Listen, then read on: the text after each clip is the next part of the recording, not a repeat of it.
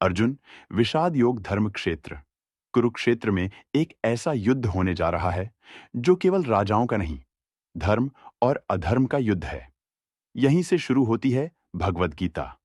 अंधे राजा धृतराष्ट्र संजय से पूछते हैं, हे संजय, कुरुक्षेत्र में एकत्र मेरे पुत्र और पांडु के पुत्र अब क्या कर रहे हैं? यह प्रश्न केवल युद्ध का नहीं, भय का है। संजय युद्ध भूमि का वर्णन करते हैं। पांडवों की ओर युधिष्ठिर, भीम, अर्जुन, द्रुपद, विराट, धृष्टद्युम्न। कौरवों की ओर भीष्म पितामह, द्रोणाचार्य, कर्ण, कृपाचार्य। शंखनाद होता है, आकाश गूंज उठता है। अर्जुन श्री कृष्ण से कहते हैं, हे अच्युत, मेरा रथ युद्ध भूमि के मध्य ले चलिए।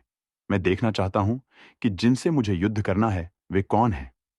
अर्जुन का विषाद शुरू होता है जब अर्जुन सामने देखते हैं अपने गुरु, अपने ताऊ, अपने भाई, अपने सगे संबंधी। तो उनका हृदय कांप उठता है।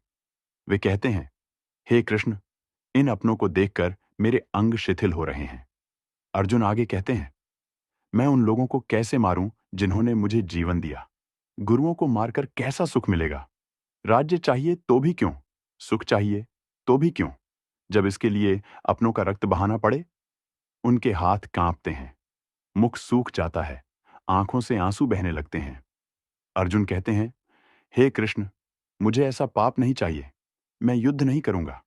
और तभी अर्जुन का गांडीव धनुष हाथ से गिर जाता है। वह रथ में बैठ जाते हैं, शोक और भ्रम से भरे हुए। यहीं समाप्त होता है भगवद गीता का पहला अध्याय।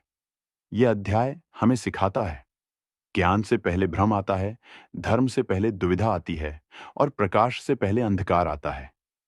अर्जुन का टूटना कमजोरी नहीं था, वह ज्ञान का द्वार था। अगले अध्याय में भगवान श्री कृष्ण बोलेंगे, जब जीवन में सब कुछ टूटता है तभी गीता बोलनी शुरू होती है।